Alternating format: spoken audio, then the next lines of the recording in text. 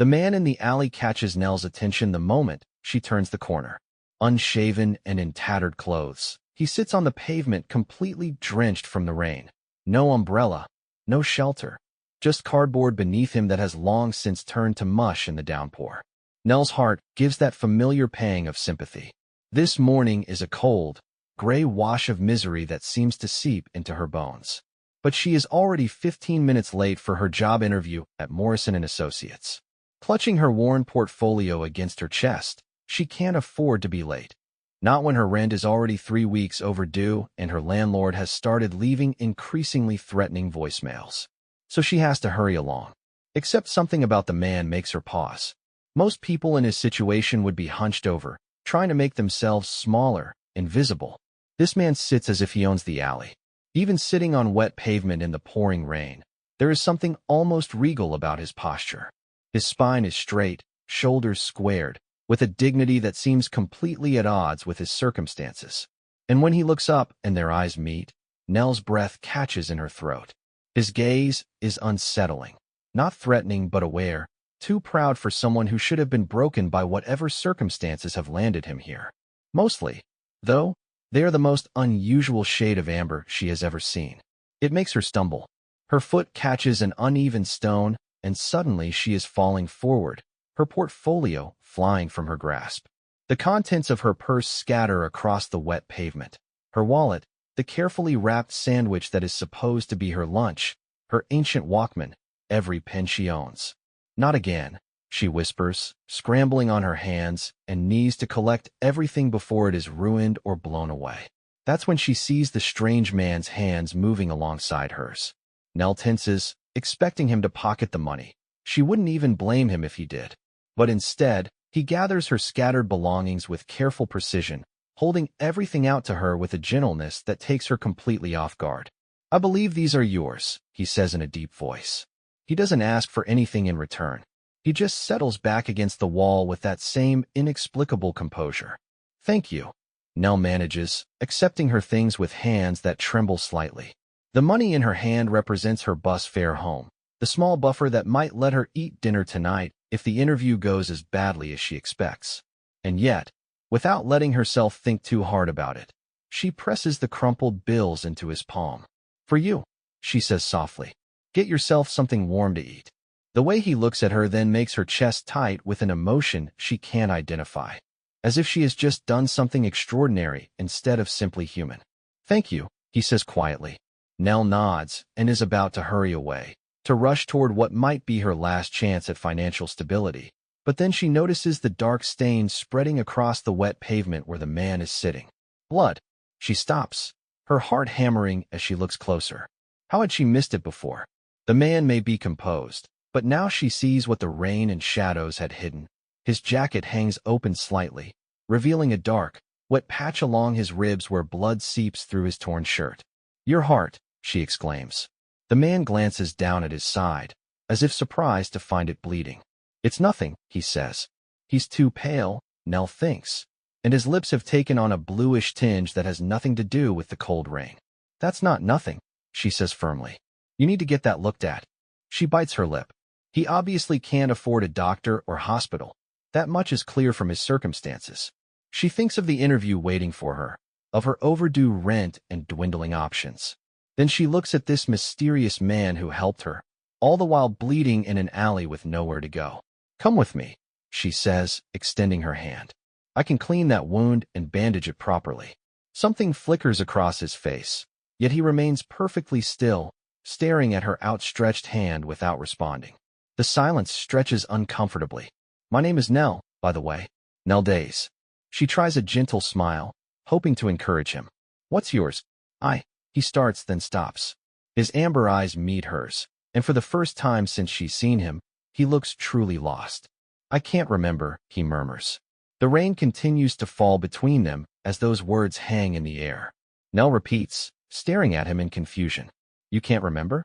What does that even mean?"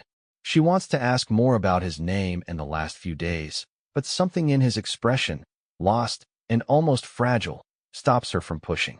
Maybe it's shock from blood loss, or trauma from whatever gave him that wound. Either way, Standing here interrogating an injured man in the pouring rain isn't helping anyone. It's okay, she says gently. We can figure that out later. He looks at her extended hand for another long moment before slowly reaching out to take it. His fingers are cold despite the earlier warmth she'd felt, and she can see the effort it takes for him to pull himself upright. There's a pharmacy just around the corner, she says, leading him out of the alley. I need to get proper supplies to clean that wound. The pharmacist, a middle-aged woman with kind eyes, immediately springs into action. Deep cut? She asks, pulling items from the shelves. You'll need antiseptic, gauze, medical tape, and these waterproof bandages. Very important to keep it dry once it's cleaned. Infection sets in fast with wounds like that.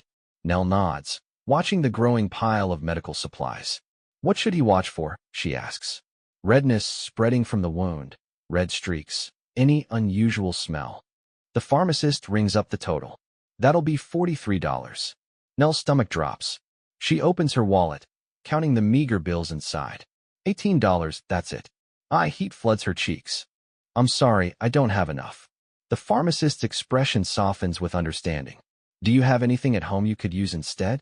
I have hydrogen peroxide, Nell says quickly, and rubbing alcohol. That'll work. Just take the bandages, then, $12. Relief floods through her as she hands over the money. Back outside, the nameless man is leaning against the pharmacy wall, his face even paler than before. My apartment's only a few blocks away, she says, clutching the small pharmacy bag. I have everything else we need there, and it's warm and dry. He looks at her with those unsettling amber eyes, and she can see the internal struggle playing across his features. It's okay, she says. You're hurt, and I'm offering help. That's what people do. Something in her tone seems to decide it for him. He nods once, a sharp, grateful gesture. Nell's apartment building is a tired, three-story structure that's seen better decades, with peeling paint and a front door that sticks in humid weather. As they climb the narrow staircase to the second floor, she's acutely aware of her mysterious companion behind her, the quiet way he moves, how he seems to take in every detail of their surroundings with those unsettling amber eyes. On the landing, they encounter Mr. Hoffman from 1B, standing in his pajamas and slippers. Oh, hello, dear, he says to Nell, blinking owlishly. I need to get milk for my coffee, but I can't remember where I put my keys. Nell's heart sinks. This is the third time this week she's found him like this. Mr. Hoffman, you're not dressed. Let's get you back inside. I'm not. He looks genuinely surprised. The stranger steps forward, gently taking Mr. Hoffman's other arm and helping guide the elderly man back toward his apartment door. Strange, he murmurs so quietly only Nell can hear. What's strange? She whispers back. The smell, can't you? He trails off, shaking his head. Never mind. Nell doesn't smell anything unusual, just the typical musty odor of an old building. Once they've settled Mr. Hoffman safely in his apartment, Nell leads her guest down to her own door. Her hand shakes slightly as she fumbles with her keys, and suddenly the reality of what she's doing hits her like a physical blow. Her apartment suddenly feels impossibly small. The stranger seems to fill the entire living room just by standing there. This tall, broad-shouldered man with dirt under his fingernails and stubble that could hide any number of scars. What if he's dangerous? What if helping him was the stupidest thing she's ever done? The stranger seems to sense her sudden tension. He stops just inside her doorway, keeping his distance, his hands visible and open at his sides. I can go, he says quietly, his voice gentle, unthreatening. The way he's giving her an out makes her feel guilty. A dangerous man wouldn't do that, would he? No, she says, shaking her head firmly.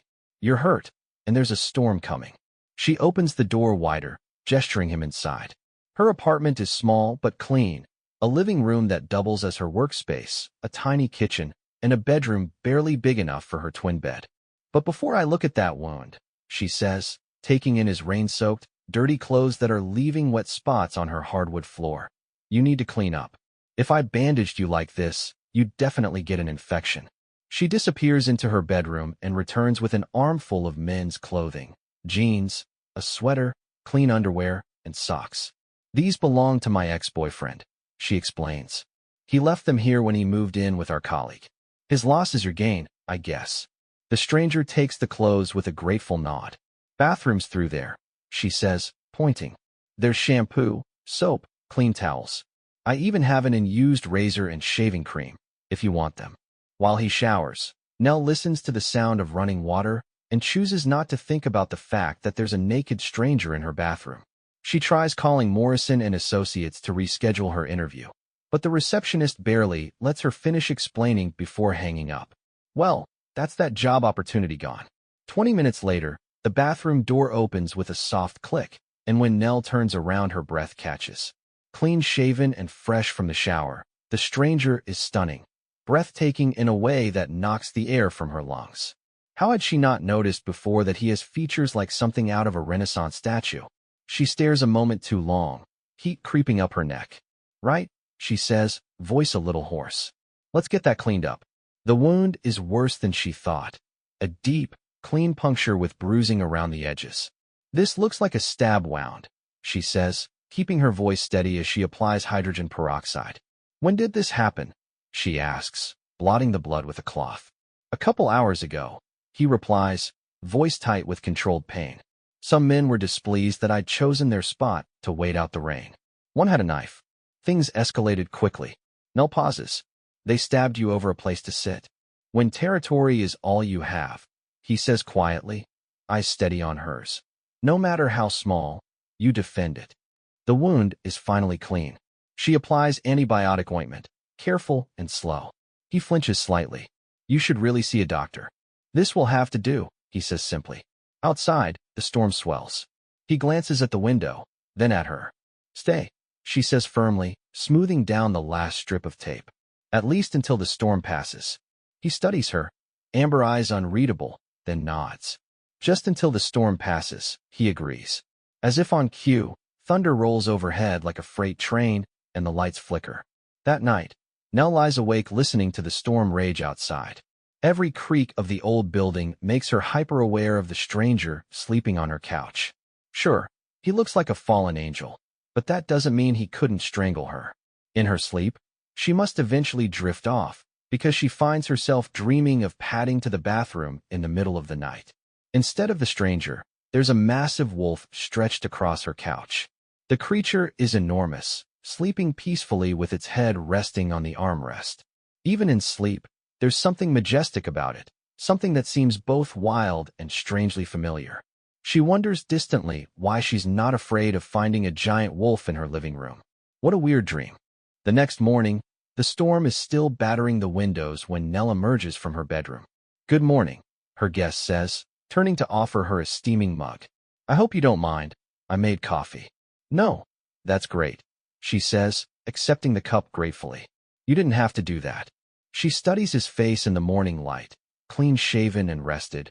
He looks even more striking than he had the night before. There's something almost aristocratic about the way he holds himself, even in her ex-boyfriend's borrowed clothes. Are you hungry? She asks. I could make breakfast. As she moves around the kitchen pulling out eggs and bacon, she notices him examining her small bookshelf. Her collection isn't extensive, mostly secondhand paperbacks. The Brothers Karamazov, he says, touching the spine of one book. Nell pauses, spatula in hand. Have you read it? His brow furrows in concentration. I think so. I remember enjoying it. So you do remember some things, Nell observes carefully. The question seems to pain him. Not really. Nothing beyond waking up alone in an alley about 2 months ago, he says. I don't know how I got there. Maybe a head injury, Nell suggests gently. I had no injuries when I woke up, he replies, just emptiness. He looks back at the book. This is the first thing that feels a bit familiar to me. I remember particularly liking one of the characters, Dmitri. He was passionate, conflicted, but ultimately redeemable. Nell's heart aches for him. Then that should be your name, she says impulsively. Until you remember your real one, Dmitri. Dmitri, he repeats slowly. That's acceptable, I suppose. Nell can't help but laugh at his prim expression. Dmitri suddenly goes rigid, his head snapping up like he's heard something. What's wrong? Nell asks, turning off the burner. He doesn't answer, instead rising and moving to the center of the room, nostrils flaring slightly as he sniffs the air. Can't you smell that? He asks urgently. Nell inhales deeply. Smell what, the bacon? No, he says. Something's wrong. Before she can respond, he bolts for the door. What the heck? Nell mutters, following him into the hallway. She spots him halfway down the stairs, trying to force open a door on the ground floor. It's locked, she calls down to him. It leads to the boiler room. Dmitri ignores her, throwing his shoulder against the door. Stop, Nell says, hurrying down the stairs.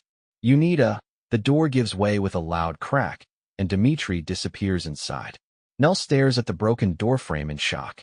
What are you doing? She calls, following him into the basement. I'm going to get in trouble with my landlord. The basement is dark and cramped, filled with the building's ancient heating system. She can see Dmitri near the boiler, examining something with intense focus. Seriously, you can't be here. She tries again, starting down the stairs. Stay back, he orders. There's a leak. You can't stay in here. It's dangerous. What?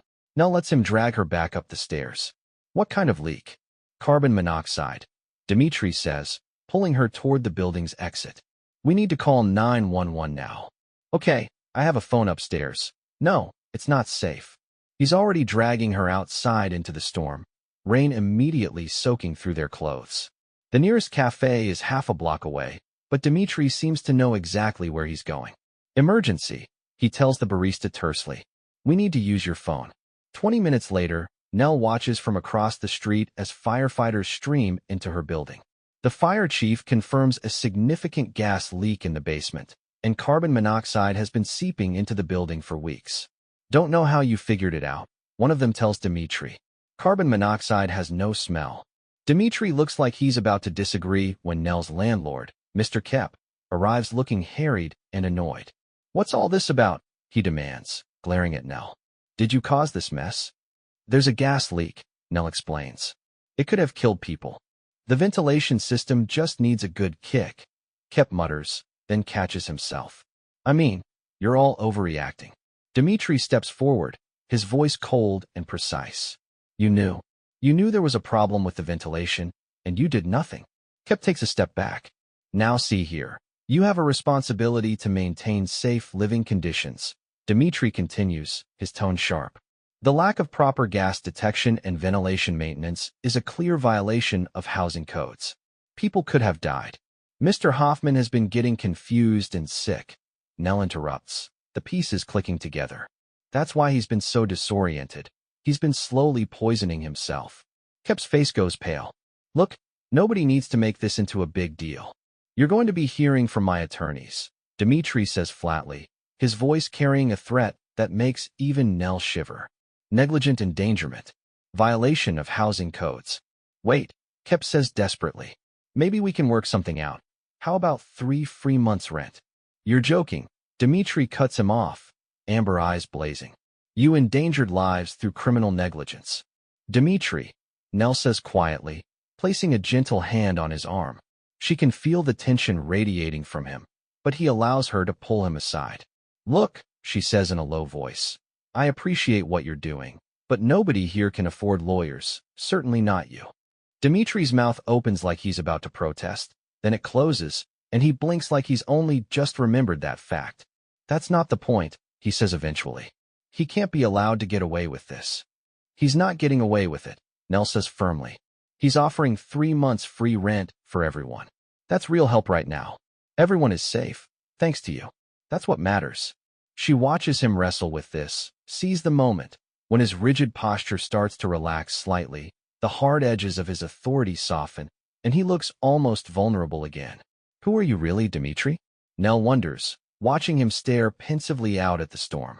Later that evening, when the fire department finally gives the all-clear, Nell and Dmitri climb the stairs to her apartment in companionable silence. Let me check your wound, Nell says once they're inside. Dmitri nods, settling onto the couch and lifting the borrowed sweater.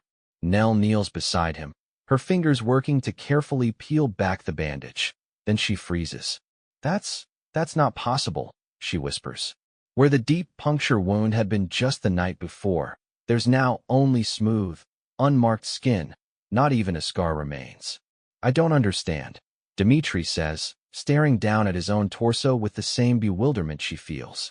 Nell runs her finger lightly over the spot where the wound had been. I was worried about infection, about you needing stitches, she murmurs, more to herself than to him. Maybe it wasn't as deep as we thought, Dmitri suggests, but his voice lacks conviction. Maybe, Nell agrees. They stare at each other in the lamplight, sharing a moment of mutual confusion.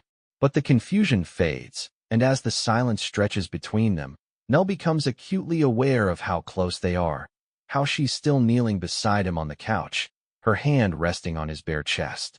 Her breath catches when he lifts his hand, his fingers hovering just above her cheek. Then reality crashes back in. I should go. Dmitri pulls his sweater back down, standing abruptly. Go, she repeats. I'm better, he says. You've been more than kind, but I should give you your space back.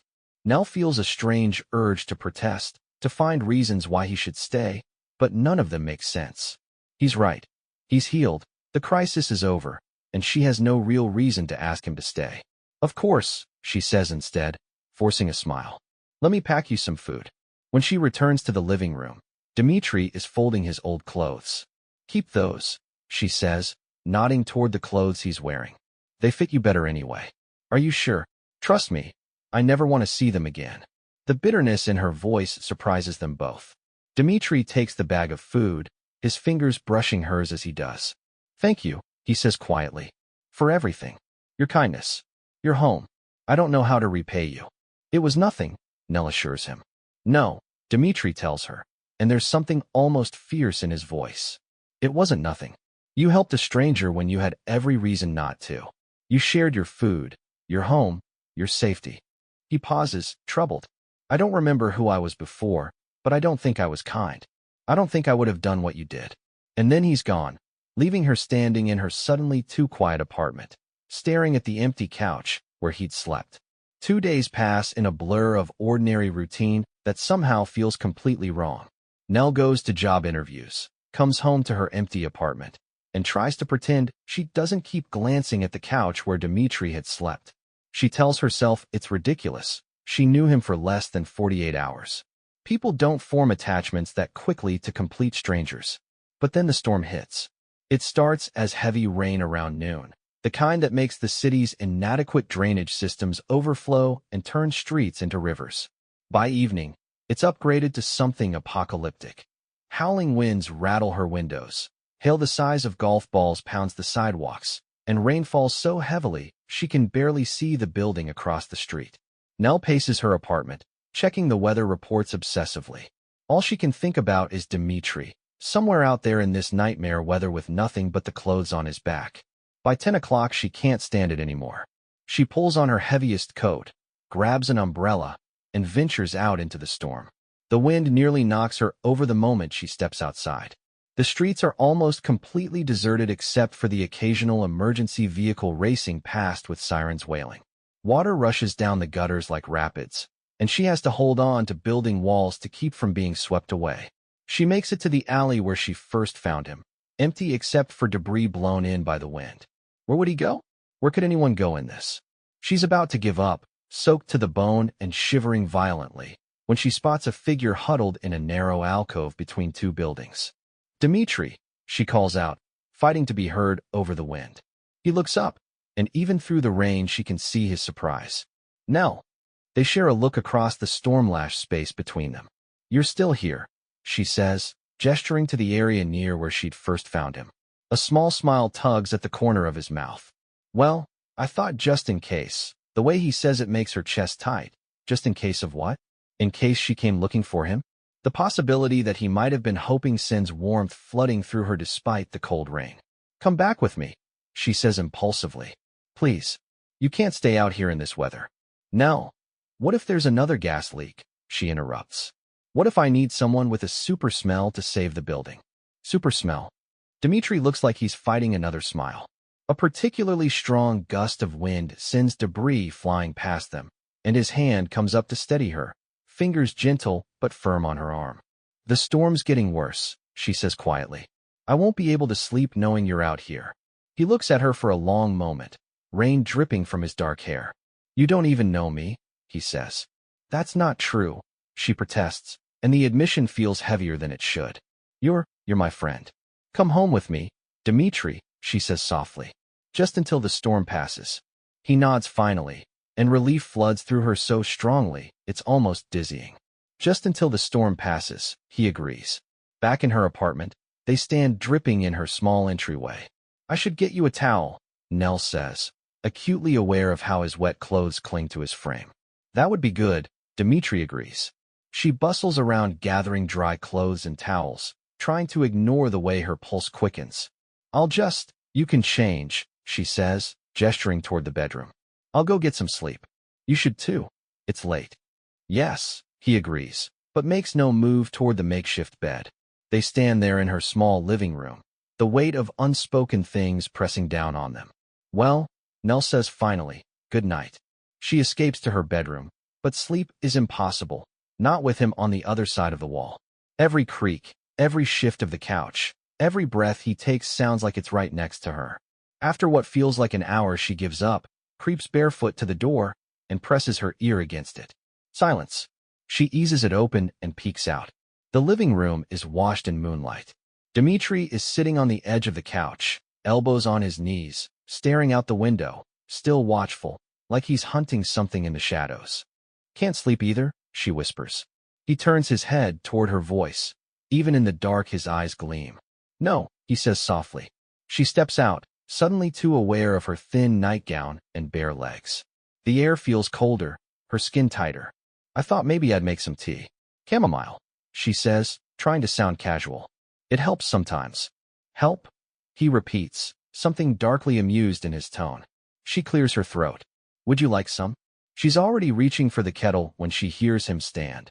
Footsteps behind her, slow and controlled, not loud but present. When she turns, he is there. She backs up instinctively, the counter pressing into her lower back. He follows, stopping just shy of touching her. Nell, he murmurs, his voice like smoke, rough and intimate. She wets her lips. His head dips lower, and she feels the brush of his nose against her throat. I don't want tea, he murmurs, lips grazing her skin. No, she asks. Her hands fly to his chest, meant to push, but they don't. They curl into his shirt instead, pulling him closer. You smell like rain and heat, he replies, and something sweeter underneath. Dimitri, she breathes, her whole body thrumming. You've been so kind to me, he whispers. Let me make it up to you. The kiss crashes over them like the storm outside. Hungry, reckless, overdue. He kisses her like he's remembering something with his body before his mind can catch up, like her mouth is a secret he's known in another life. The tea is forgotten entirely. Nell wakes to the low clink of ceramic and the soft hiss of a stovetop flame. She pads barefoot into the kitchen, the cotton of her nightgown clinging to sleep-warmed skin. Dimitri stands at the stove, also barefoot. When he turns to look at her, his amber eyes glow in the morning light, and his slow, lazy smile nearly brings her to her knees. Morning, he rumbles, voice still thick from sleep. Morning, she says, suddenly shy. He hands her a mug, fingers brushing hers, and her stomach flutters, a soft, nervous excitement she hasn't felt since she was a teenager. The storm's over, she murmurs. So it is, he says, eyes focused on her. You could stay another day. She hesitates. Just to be safe. The forecast mentioned possible aftershocks. A beat of silence. Then his mouth twitches. Aftershocks, he echoes, stepping forward with a glint in his eyes. I see. You're just being responsible. I am extremely responsible, she replies, chin lifting. Yes, he agrees, his voice rough as his fingers tuck a strand of hair behind her ear. You are. When he kisses her, it's slow and warm, tasting like coffee and something deeper, something unspoken. Her body leans into him before her mind catches up. Just one more day, he murmurs against her lips. But one day becomes two, then a week, then more. They fall into an easy rhythm, except nothing about it is easy. Every brush of skin feels electric. Every look lingers a bit too long. I am just grateful, he says one afternoon, backing her against the counter, his mouth ghosting her jaw. You saved my life. Let me show my appreciation. This is appreciation, she pants as his fingers tease the edge of her waistband. Deep, soul-altering gratitude, he confirms solemnly, before kneeling to demonstrate just how grateful he can be. They joke about their arrangement, Nell calling him her kept man, Dimitri insisting he's earning his keep in increasingly creative ways. But underneath the humor is something deeper, more intense. Like the way his eyes go flat and predatory when another man flirts with her at the corner store, or the way he growls, low and quiet, when he kisses her neck just where her pulse beats loudest. "You're insatiable," she gasps one night as he presses her into the couch cushions. "For you," he breathes, voice rough with need. "Only ever for you." Dmitri isn't content to simply live in her space. He approaches her apartment's problems with systematic efficiency. He doesn't just fix the cabinet door. He reorganizes the entire kitchen for optimal workflow. "You don't have to do all this," Nell says. She's holding a screwdriver he handed her without explanation, standing on a chair to reach a light fixture. "It's inefficient to let problems accumulate," he says matter-of-factly. "Small issues become systemic failures." Soon Dimitri's organizational skills extend beyond her apartment. He creates schedules for building maintenance, rotation charts for helping Mrs. Chun that somehow get implemented without anyone quite remembering agreeing to them. "You have a way with people," Nell observes one evening as they climb the stairs. "It's like you always know how to get them to do what you want." Dimitri stops so suddenly she nearly collides with him. "Is that a bad thing?" he asks, genuinely curious. "No," she says, acutely aware of his fingers on her elbow. "It's just unusual." Later, when they're tangled in bed, he kisses down her neck with barely restrained hunger. She feels his teeth graze her skin, sharper than they should be, and something in his voice trembles. "I shouldn't." Yet instead he sinks his mouth into her skin and leaves bruises shaped like his hunger. One afternoon at their usual coffee shop, Nell excuses herself for the bathroom. When she returns, she finds a woman leaning against their table, talking to Dimitri with obvious interest. The surge of possessiveness that hits her is so powerful it stops her mid-step. The woman laughs at something Dimitri says, leaning closer, and Nell feels like she can't breathe. What right does she have to feel jealous when they're just roommates with benefits? But watching the stranger flirt with him, seeing the easy charm in Dimitri's polite responses, Nell realizes with startling clarity that she doesn't want to be just anything to him. She wants to be everything. The thought hits her like a freight train. She's in love with him. When did that happen? When did the mysterious man she'd rescued become the person she can't imagine living without? Her mind reels with the magnitude of her realization. She's in love with a man whose real name she doesn't even know, a man who might see her as nothing more than temporary shelter and convenient sex. "You've been somewhere else since the coffee shop," Dimitri observes on the way home, nostrils flaring slightly, as if reading her mood through scent. "I'm fine. Just thinking."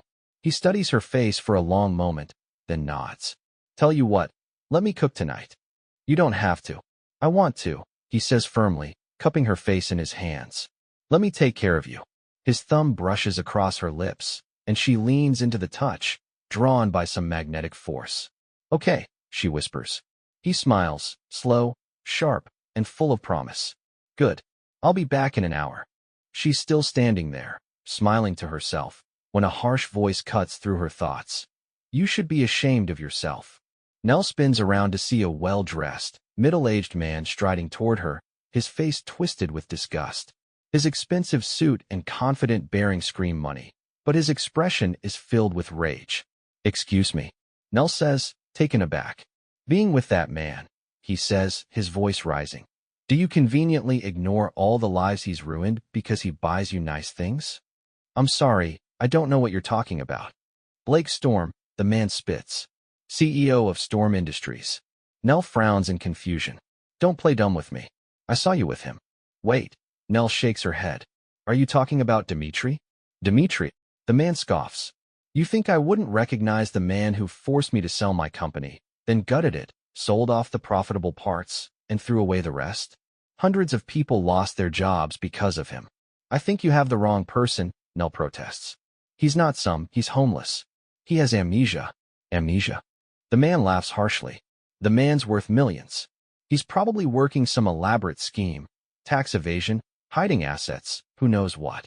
Nell remembers Dimitri's wound, the poor condition he'd been living in, and above all the lost looks he'd get whenever he tried to remember his past life.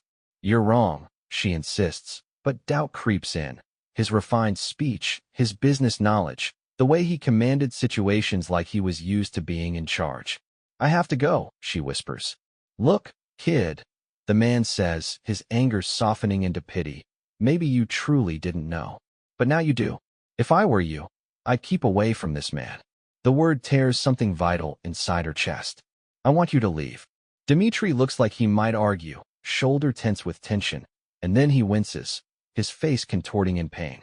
Suddenly he stumbles, one hand going to his chest like something inside is trying to claw its way out. What's wrong? Nell asks, alarm cutting through her anger. He doesn't reply, just makes a sound that's part gasp, part moan. His breathing becomes labored, and sweat beads on his forehead despite the cool evening air. Dmitri. Fear replaces her anger as she watches him struggle. What's wrong? He crouches down, his whole body trembling, his hands clenched into fists. Dmitri. Nell's voice comes out as a whisper, terror replacing every other emotion. He makes a sound that's part grunt, part growl, and then his bones begin to crack and stretch audibly. Dark fur sprouts across his skin as his clothes tear and fall away in tatters. His hands become claws, his teeth become fangs, and his spine curves and extends until, where Dmitri had been crouching, there's now a massive wolf with glowing amber eyes. Nell screams, the sound ripping from her throat involuntarily. The wolf, Dmitri, looks at her with those familiar eyes for one heartbreaking moment. Then he turns and leaps through her window, shattering the glass as he disappears into the night. Chapter 9. Nell stands frozen in her wrecked apartment, surrounded by shattered glass and torn fabric, staring at the broken window where Dmitri disappeared. The silence after the chaos is deafening. First gentle, mysterious Dmitri is actually a ruthless billionaire CEO, and now he turned into a wolf right in front of her. I'm losing my mind, she whispers, running her hands through her hair. I'm actually losing my mind. She sees his face again right before the shift, the confusion, the pain, and afterward, the way the wolf had looked at her with such heartbreak. She replays it again and again. The soft whine when she screamed, the way he flinched like her fear physically hurt him. And now he's alone out there, she says. The thought jolts her. Dmitri, Blake, whoever he is, had been confused and scared, and she sent him away. The guilt hits hard. Shit, she breathes, grabbing her jacket. She has to find him, explain something. She can't leave it like this. Not when she's in love with him. Not after the way he looked at her. The streets are eerily quiet for early evening. Nell hurries toward the area where she first found him, scanning every alley, every shadow. Dmitri, she calls softly, not wanting to draw attention but desperate for him to hear. Dmitri, please, she's halfway down the block when hands grab her from behind. What? She starts to scream, but a rough hand clamps over her mouth. She's yanked into the narrow space between two buildings. Her heart pounds as she struggles, biting the hand, kicking wildly. But there are at least two men, maybe three, and they're stronger. Morrison, someone says behind her. Is that her? Through the panic, she sees the man who'd recognized Dmitri earlier step from the shadows. Yes, he says, eyeing her with something close to pity. One of the men shoves a wad of cash into Morrison's hand. Payment as agreed. Nell's eyes widen. She thrashes harder, tries to scream, but someone presses a cloth over her nose and mouth. The chemical stench makes her gag. Don't worry, Morrison says, his voice fading as the drug takes hold. They won't hurt you. They just need bait to draw out Blake. Chapter 10. Nell wakes to a pounding head and the bitter taste of chemicals in her mouth. She's zip-tied to a metal chair in an abandoned warehouse, the air thick with rust and rot. Yellow streetlight filters in through broken windows high above. Three men circle her like predators, big, muscular, too still. Something about their movements reminds her of Dmitri. She's awake, one says. Good. Another crouches to her eye level. Now we wait for the alpha to come running. The leader pulls a knife, testing its edge on his thumb. Either way, she's done her job. Morrison said to make sure Blake suffers, didn't he? Tara grips her as the blade comes closer. Please, don't worry, sweetheart, the man says with a sneer. We'll make it quick. Then comes the growl, low, primal, and human. It vibrates through the floor and up her spine. The men freeze. I thought you said he didn't shift anymore, one whispers. Shut up, get ready. From the shadows, a massive wolf steps into the light. Bigger than before, dark fur like smoke, amber eyes locked on the knife near her throat. Well, The leader sneers, not lowering the blade. Look what crawled out of the gutter. The wolf steps forward. The men move, surrounding her. You remember how this works, don't you? One more step, and she dies. Dimitri stops, eyes locked on the blade. 3 shifters. 1 human shield. Here's what you're going to do. You shift back, slow. Then we talk payback. Nell sees the tension in his body, rage fighting restraint. Dimitri, don't. The man backhands her. Her head snaps sideways. Shut up. That's when Dimitri snaps. He lunges, not at the leader, but the man to his left. The element of surprise gives him the edge. Teeth clamp down, blood sprays, chaos erupts. The leader turns, knife forgotten for a breath. It's enough. Dimitri releases his first target and pivots toward Nell. The third shifter starts to shift, but Dimitri barrels through him like nothing, focused only on her. The leader lifts the blade, but Dimitri slams into him. They crash into crates, the knife clattering away. All 3 men shift now, bones cracking, bodies stretching, but they're smaller. Dimitri fights like something possessed, wild and precise. They come at him in tandem, snapping at his legs, trying to bring him down. The floor runs with blood, some his, most theirs. One by one they falter, limping, beaten. Only the leader remains. He snarls, backing toward the window, and vanishes into the dark. Dimitri sways, blood matting his fur. He takes 1 step toward Nell and collapses. Dimitri. Nell breaks free from the damaged restraints and drops to her knees. His form begins to shift. Moments later, he lies naked and bleeding on the concrete, pale, still. Dimitri, she whispers, cradling his head. Her hands press uselessly against the worst of the wounds. Wake up. His eyes flutter open, unfocused. He looks at her, dazed. Nell, what happened to me? I remember being angry and then, you didn't know, she asks, stunned. About the wolf thing, you really didn't know. He groans, trying to sit, then collapses again. Those men, they knew me. They said, you're bleeding too much, Nell interrupts. I need to get you help. Nell, he whispers, his hand finding hers. What if they're right? What if I really am a monster? No, she says fiercely. The man I know is good. He's kind. You just risked everything to save me. Her voice cracks. I love you, Dimitri. Whoever you were, whatever your name is. His eyes widen slightly at her confession, but before he can respond, they roll back and he goes limp in her arms. Help! Nell screams into the empty warehouse. Somebody help us. That's when she hears the sound of expensive cars pulling up outside, followed by rapid footsteps. He's here, a voice calls out. 3 figures in tailored suits burst through the warehouse entrance, moving with the same predatory grace as the men who'd attacked them. But these newcomers scan the space with professional efficiency, their eyes immediately locking onto Nell.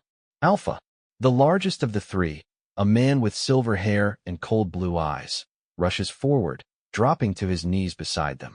Blake, can you hear me? Please help us, Nell gasps. He's bleeding out. We need to get him to a hospital. Hospital. The woman in the group, blonde and sharp-featured, sneers at Nell. What for? What do you mean, what for? Nell asks. He's dying. The Alpha doesn't need your human hospital, the 3rd man. Young, wire-rimmed glasses, leather briefcase clutched in his hands, says dismissively. Nell tries to reach for Dimitri again, calling his name, but the silver-haired man moves her aside, though the one with the briefcase continues. Maybe we could accelerate the process a bit. If he could make it to tonight's board meeting, that would save us considerable time. The shareholders are getting restless. These people are crazy, Nell mutters. But then the woman produces a syringe from her jacket and plunges it directly into Dimitri's chest. No, Nell yelps. But suddenly Dimitri gasps and sits upright, his eyes snapping open with startling clarity. The 3 newcomers immediately incline their heads in perfect synchronization. Alpha, they say in unison. Welcome back, the one with the briefcase adds, pulling out documents. If I could just get your signature on this merger agreement, really quickly. For crying out loud. Nell explodes. He's wounded. Leave him alone. But Dimitri blinks, takes a quick look at the document, and his entire demeanor shifts. What the fuck, Malcolm? He snarls, ripping the papers to shreds. This contract's absolute shit. What did I tell you about doing business with the Ford's group? You've got to hold them by the balls, otherwise they'll bleed you dry. Malcolm blinks back, what might be tears of relief. Oh, thank God you're back, Alpha. We've been so lost without you. You're an incompetent git. Malcolm. Dimitri cuts him off coldly. But sir, where have you been? What happened? We've been searching for months. None of your business. Dimitri snaps with icy precision. Isn't it your job to know these things beforehand, not ask stupid questions afterward? The woman sniffs delicately. Alpha, now that you've dealt with those three, what should we do? Do we retaliate? Make an example? We need to send a message. The silver-haired man agrees. Show the other packs what happens when they target us. Nell feels like she's watching strangers, and she is, because this cold, calculating man giving orders is not someone she recognizes. Where is the gentle person who read to her in the evenings? What do we do about the human? The woman asks suddenly, pointing at Nell. Dimitri's gaze snaps to her, and, for just a moment, half a second, something flickers across his face. But then, escort her home, he says flatly. Make sure she signs the NDAs. Wait. Nell starts, reaching for him, but hands are already pulling her to her feet. As they lead her toward a waiting car, Nell looks back desperately. The man she fell in love with, the gentle, lost Dimitri who made her coffee in the mornings and worried about Mr. Hoffman, might as well have never existed at all. 2 weeks feels like 2 years. Nell stares at her reflection in the bathroom mirror, barely recognizing the woman looking back. Dark circles, limp hair, an extra few pounds. The whole building has been trying to feed her since he left. Even Mr. Kep brought cookies, hovering awkwardly in her doorway. We miss seeing you and Dimitri together, Mrs. Chun had said gently. Such a nice young man. Nell swallowed the lump in her throat. How do you tell someone you're mourning a man who might never have existed? He disappeared without a word. Just a team of lawyers at her door the next morning, armed with NDAs and confidentiality agreements. Sign here and here, initial here. A thank you for your discretion. A deposit appeared in her account.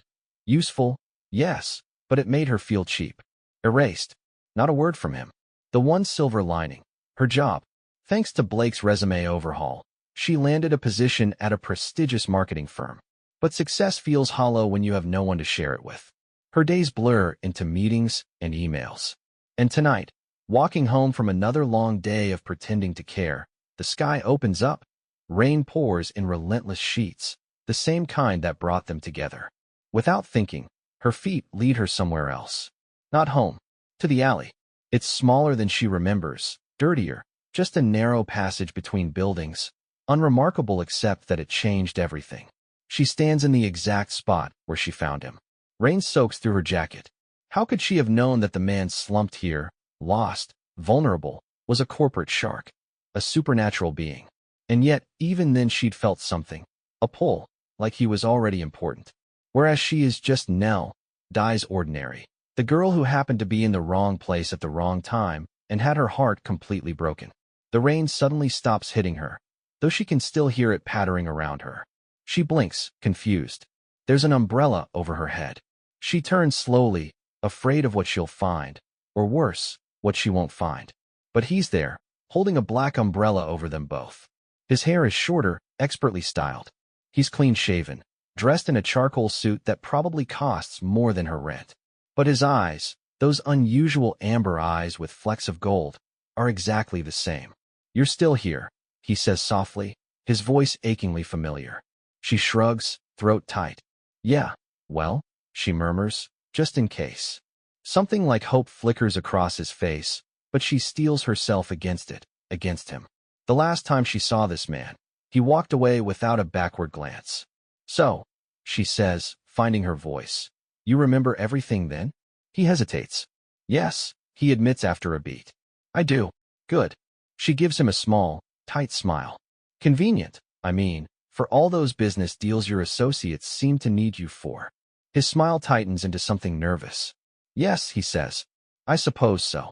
Rain drums against the umbrella, creating a private world around them. He looks at her carefully. How have you been, he asks. Well, I haven't been kidnapped in a while, so there's that, she replies, making him wince. Now, I am so deeply sorry for what happened that night. It was entirely my fault you got hurt. If I had known, you know what hurt more than being grabbed by those men? She interrupts. The fact that you just disappeared afterward. Without a word. without so much as a goodbye. Pain flashes across his face. I'm sorry, he says again. And she believes he means it, which somehow makes it worse. When I woke up with all my memories intact, I was concerned, alarmed, actually. How had I forgotten everything? Who had done that to me?